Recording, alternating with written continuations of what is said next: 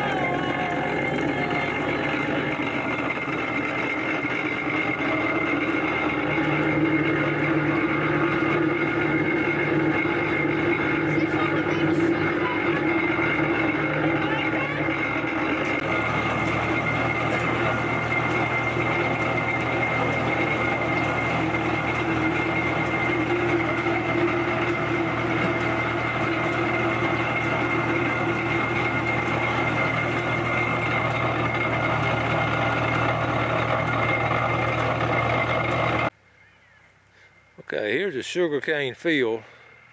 You can see they've cut this much right here.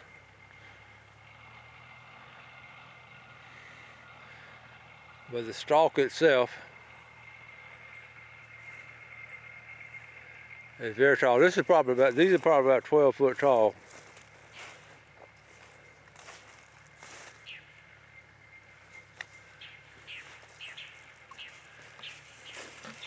You see where they come in and cut the stalk. These are the stalks here. And this is where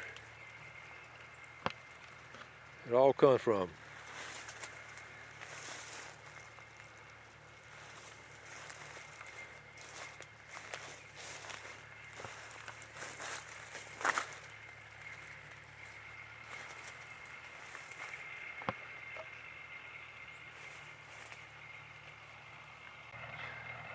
You see what a beautiful place the homestead is, the Clark family. And what happens now, on this weekend, they all come together to come out to the cane grinding. We're going to get Brantley Clark to tell us all about it. What a beautiful home. A pioneer farm family. They're scattered throughout Florida. That means you got to be in farming for 100 years to get that distinction.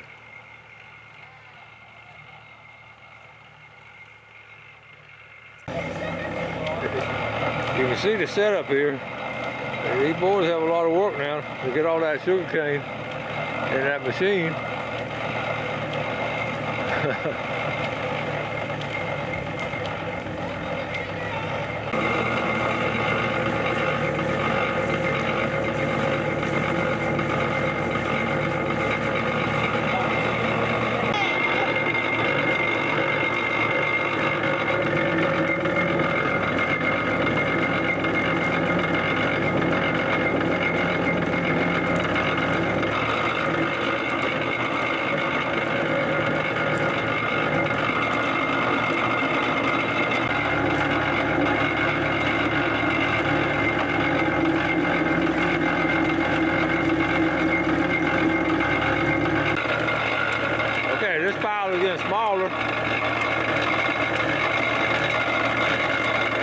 bottle's getting bigger. Let's see, what do you want?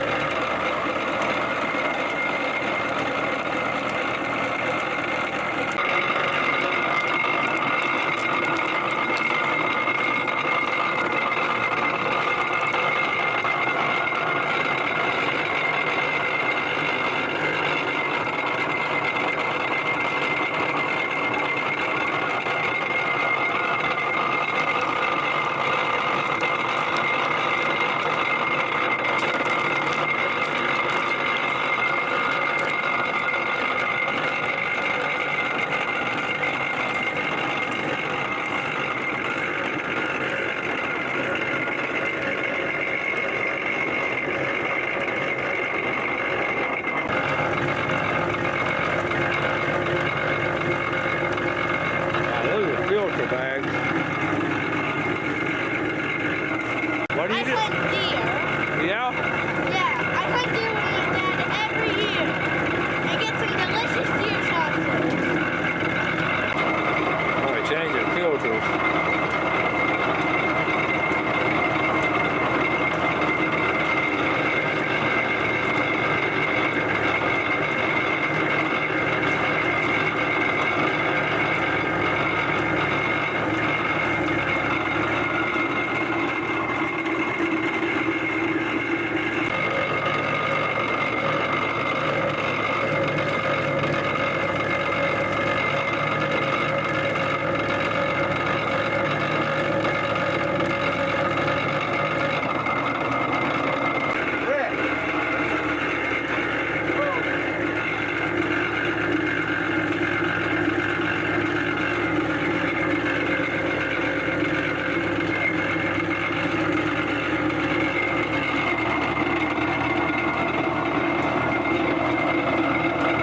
All right, folks, now we've been watching this operation. We're going to introduce this family. I'm going to start with, from Panama City, Judge Brantley Clark.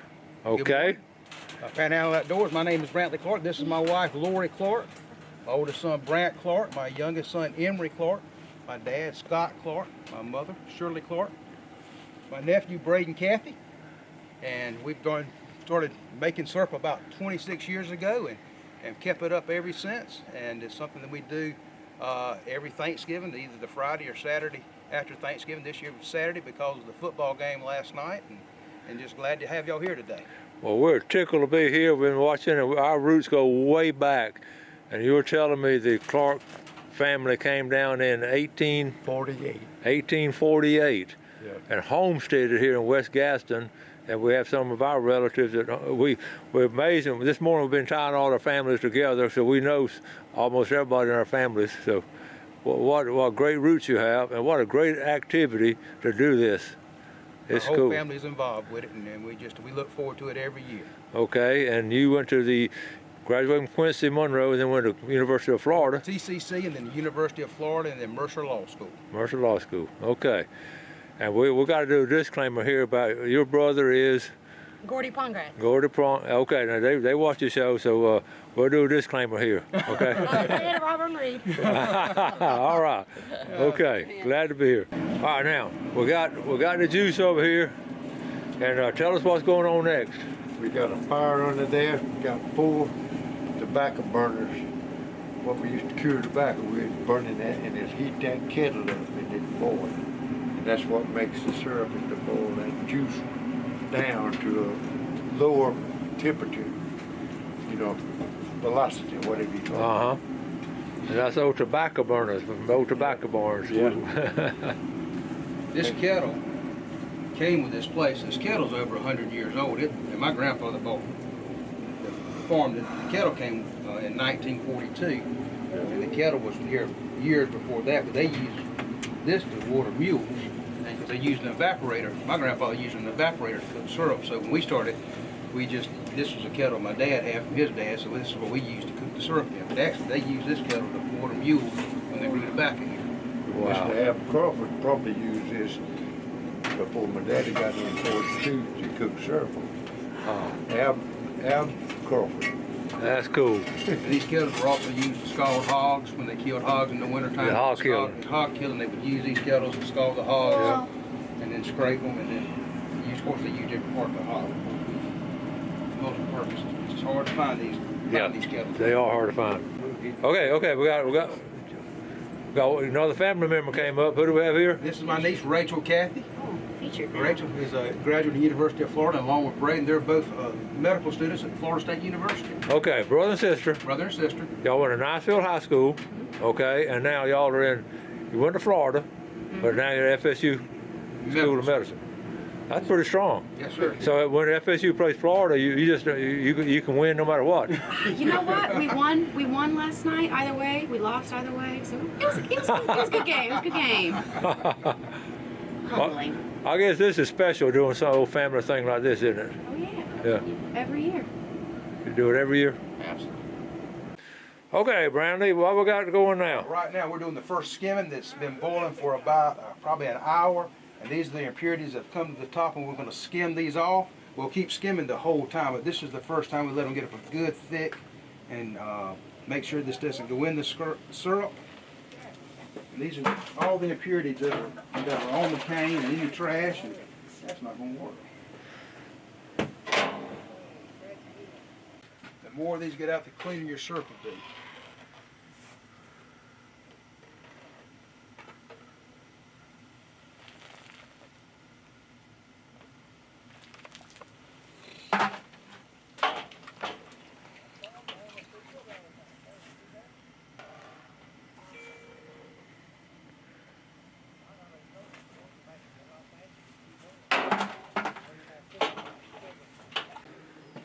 Okay, so it's getting thicker now? It's getting thicker now. And it's almost like pea soup.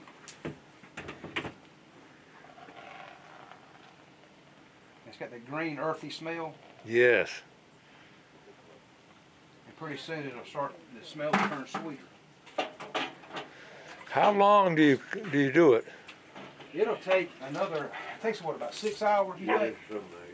About 6 hours. This is a 60 gallon kettle, and we'll usually get about 6 gallons of syrup out of it. So you'll cook out that much moisture or water out of it. Wow.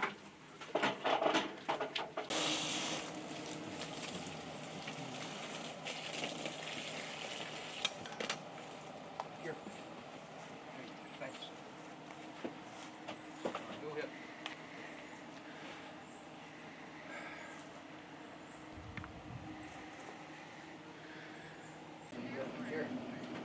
Where's my hydrometer at? Right up We there. got a brand New new. one. We've We got got a a brand new new one in the shop in there. No, in Mama's building. There's a brand. She's got a brand new one. Get it out. Oh, we got a while before that. Don't we have to take it down about 2/3? That's my oldest daughter. Yeah, Kent State. Yeah, there you do it. That's known for some kind of demonstration back in the year. Oh, yeah. What kind of doctor is she gonna be? Podiatrist. Podiatrist. So how did she wind up in that? There's only 9 podiatry schools in the country.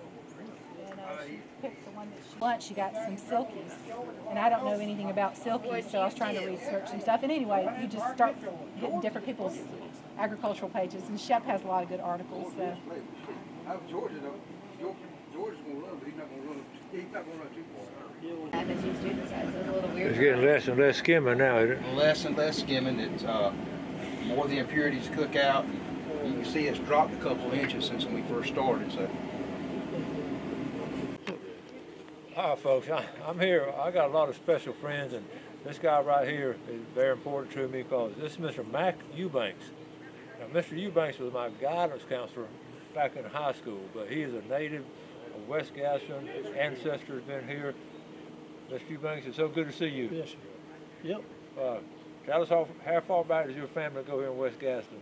Well, for what I know is my dad and family moved to where our home is now back in 1923, and he was a sharecropper for William Inman. And Mr. William Inman took a liking to him and made him buy the place. which we thank the Lord He did. And of course, it was a struggle. We doing what we are observing today. We made syrup every year, and of course, that was to live with. And this is a hog-killing weather, and not quite cool enough, but yeah, a lot of things went on around Thanksgiving. And you went to Greensboro High School. Yes. And graduated with Mr. Clark. Yeah, Scott Clark and I started first grade together and graduated together. What class of Greensboro was that? 1954. 1954. So y'all been friends? Yeah, we played basketball together and the FFA together and those kind of things. You spent a lifetime in education. I mean, you were my guys' country. You were school principal. 41 years. 41 years, and I've always had a lot of admiration for you. Thank you. Yes, sir. You have any memories back in those school days? Well, I just remember back in those days it was a joy to teach because the young people were very special. Their parents were very special and supportive, and so it was just a family atmosphere when we had school. And those are the memories I have, and I love to follow people like Winston now as a school board member on top of everything else he does, and it makes me feel good that he is working with the schools. So they got to be better when he's part of the administration. Well, thank you. I know you knew my folks and my brother. We all knew everybody back in those days. Yes, sir. Know your mom and daddy real well, and Winston and Wayne were your typical growing up boys, and rural boys, and were very athletic and just knew how to get along with people. Just tremendous people. We were blessed because we had the people we had, the teachers and coaches we had. They were just so special to us. I always appreciate what you meant in our life and our family's life. Yes, that's. I can remember, like you played football at Quincy High School and went on to the University of Florida, and I've been very proud of everything, man, that you have done since your days of youth. Yes. Well, thank you. I had some good role models. Yes, sir. All right. Yeah. Appreciate it. All right, buddy. All right, this picture here now, Mr. Eubanks, tell us who's who in this, or where you are, Mr. Clark. Right here. Okay. Where's Scott? The blue jean overalls in the middle. Yes, right there, Scott. Right there. Okay. Now y'all barefooted or something? I am. You're barefooted in the school picture. Yeah. y'all actually went to school barefooted? Yeah. Or else I pulled them off when I got there. Yeah, I did that. So y'all walked down the hallway, a wood floor, wasn't it? Splinters on them, buddy. Y'all got splinters at school. Now that's a story you don't hear much anymore. That's right. Yeah. They had they put diesel fuel on the floors, and they were black. And you get that one of them big old splinters in your foot. Feel very good. That's funny. Yeah, 52 things right there. All right, here we are, playing basketball. Yeah. Fun pictures. Well, that's Wally Shiver. Yeah. I think that's Mac Right there, that's him and that's you, Dad. That's me, yeah. Okay, Yeah, y'all there you both go. are in there. There you go. Basketball teammates. Did y'all have a good basketball team? Oh man, yes. The senior year we did pretty well, except Weewall was in the district. Weewall? Weewall. Oh my goodness. They were state champs. But the Greensboro won it in '51. They won the state champ. State champs in '51. Awesome. You went on the traveling team. Yeah, I was in 9th grade. I got to go to Gainesville. Well, me and Wayne Suber didn't get to go because they called us smoking. Oh no! I heard that story. Our team was so good though. The subs got to play every last half. Yeah. They had a terrific. His brother Emmett, he was a dead eye from the Outer circle. If it had been a 3-point line, then it would have been. Oh man, he'd have. No telling what he'd have done. He really was a good shooter. Yeah, he was. Y'all played a lot of in the backyard? Oh yeah. Yeah, Scott had a goal right across the road over there in the lot. I believe. We had it back on the old house up there. Yeah. Oh, We had a barrel hook for gold. What kind was it? You know them hooks that go around the barrel, we'd make nail it up there and we'd shoot that side. That's all we had. We didn't have a regular gold. You know the funny thing though, back in the day, Scott was a big man. Yeah. In those days, but then we ran against Weewall, had a guy about 6, 7 or Yeah. something. Woo! But Scott could rebound with the best. Oh yeah. I could out, but we had one could called box from out Harris was our center. Yeah. What was his name? Edwin Harris. Edwin Harris.